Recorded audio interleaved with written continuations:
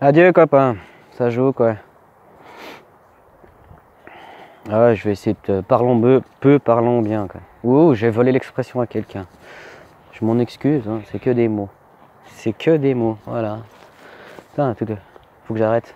C'est comme avant, je me disais, hé, c'est vivant avec ce vent. Zéro. Bref, c'est que des mots. Mais les mots font rire des fois, ouais. Je te parlais l'autre fois, je te parlais des secteurs, tout ce qui est dans les activités professionnelles, il y a des secteurs. Tu le sais, il y a le secteur primaire, machin, c'est tout ce qui concerne les ouvriers, les manuels. Je ne sais pas s'il y a l'agriculture dedans, si elle est considérée dedans.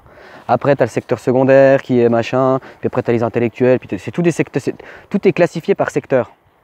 Ranger de cases, enfin tout ce que tu veux. Voilà, bref, on s'en fout. Eh ben, dans cette idée-là, tu vois, le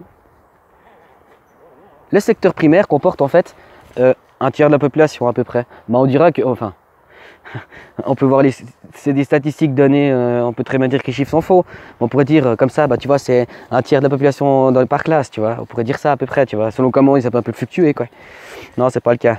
Non, en fait, la classe ouvrière, la classe du secteur primaire, c'est 30% de la population, à peu près. 30-40% de la population. Donc autant dire un petit tiers, donc autant dire finalement pas grand-chose, quoi. Pas grand-chose, quoi.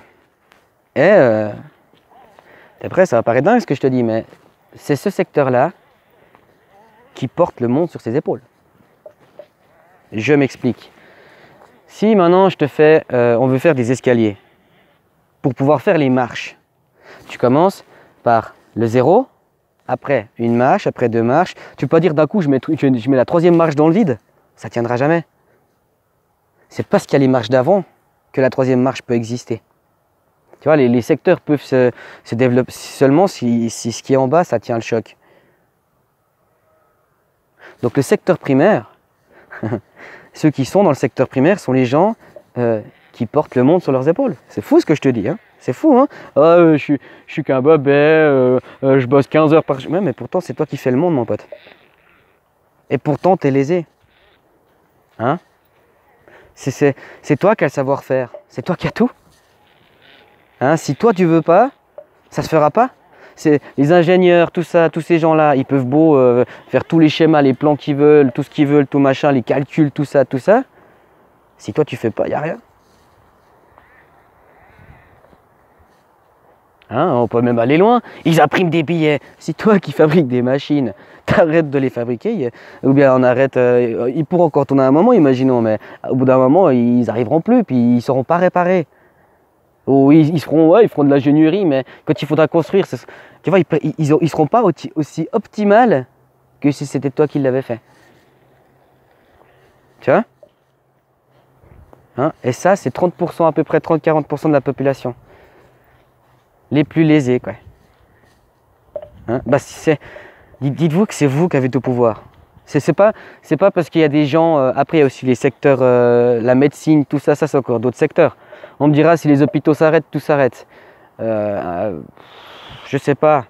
Parce que l'hôpital, il avait fallu le construire. Il faut bien ravitailler les gens en matériaux. Il faut. Tu vois, je veux dire, même n'importe quoi. S'il n'y a pas de support, tu fais rien, quoi. Donc, le primaire, quoi. Hein? Les plus lésés, ceux qui aujourd'hui pourtant c'est vous qui avez tout pouvoir, quoi. Hein? Vous savez, notre société, elle a été définie comme judéo-chrétienne.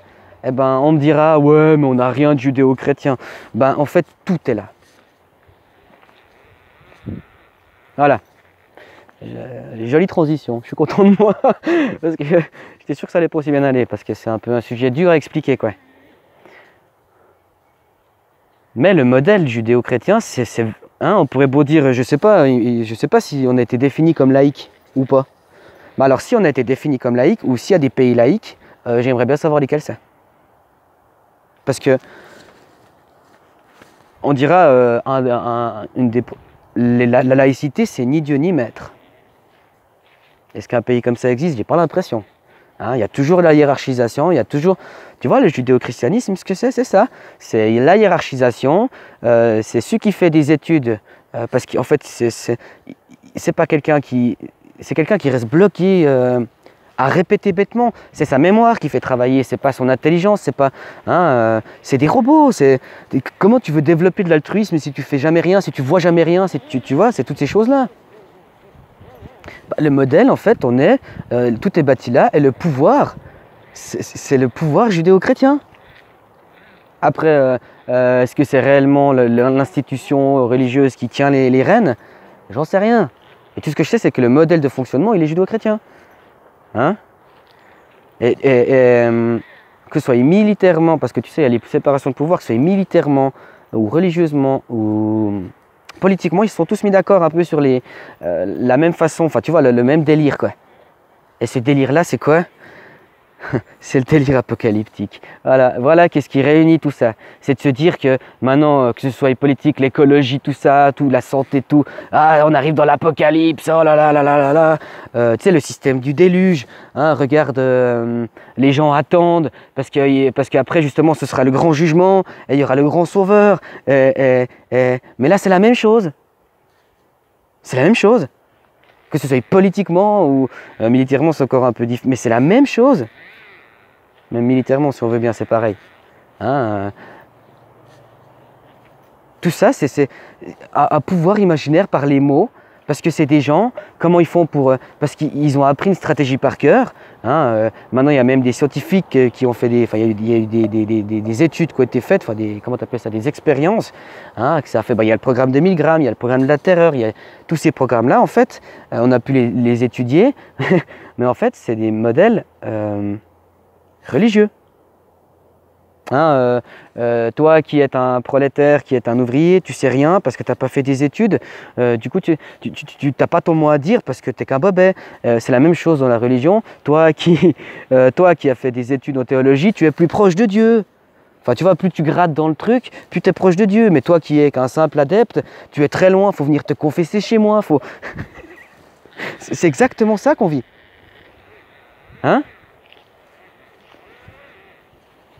La laïcité, c'est ça, ni Dieu ni maître, point. Après, c'est vrai que j'attaque pas les individus, j'attaque des idées. Mais le truc, c'est que quand tu attaques des idées, ça va toucher les individus. Parce qu'il y en a beaucoup qui s'impliquent très fortement là-dedans, quoi. Donc c'est bien dommage, car ce ne sont que des mots. Tu vois, en plus, là, ça peut un peu te montrer en image que tes humeurs peuvent être...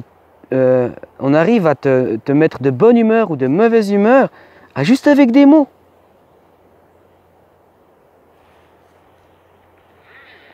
Tu vois? Et même si je regarde dans le modèle religieux, c'est diaboliser ce qui peut amener tout ce qui est les civilisations qui voulaient émanciper, on appelait ça les émancipatrices. D'ailleurs, encore aujourd'hui, on les traite de bas. En fait, c'est l'inversion accusatoire qu'on fait systématiquement.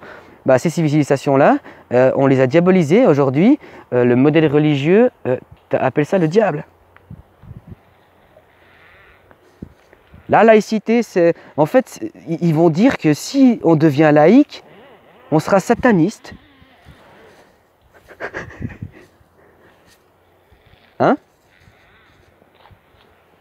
Ça souffle bien, une petite bise de merde dans les yeux, là. En plus, j'avance pas très vite, donc je refroidis relativement rapidement. Mais voilà, je voulais faire ce relais... que les gens prennent conscience que, vous savez, tous les plus lésés, même tu peux regarder ton traitement que tu as, peu importe. En Suisse, par exemple, tu es un simple ouvrier prolétaire, tu te fais virer de ton boulot. Oh putain. T'as les pénalités, chômage, t'es traité comme un chien, tu te retrouves dans une merde pas possible, c'est de ta faute. Quand c'est des cadres ou des machins qui se font virer, les gars, ils ont des avantages, ils font des licenciements en bon accord, ils font des... Pourtant, c'est toi qui as fait tourner la boîte. Ouais, mais c'est eux qui amenaient le budget, c'est eux qui amenaient... Ouais, mais c'est avec mes mains que j'ai construit. C'est comme dire, oh, t'as vu ce beau palais? Ouais, mais le gars, il a fait que dans... Tu comprends? L'outil du pouvoir, l'argent.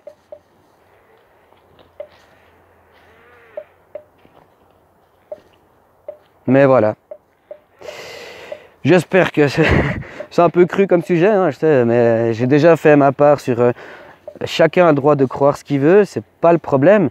Mais pour moi, tout ce qui est du secteur de la croyance devrait être propre à chacun, quoi. Enfin, on pourrait faire il y aurait des petits groupes potentiels, tout, mais ça ne devrait pas être des systèmes d'imposition. Tu peux pas, tu vas pas me faire, enfin, comment expliquer, tu vas pas me faire croire ça. Enfin, tu comprends l'idée? J'ai le droit d'avoir ma perception, mes visions.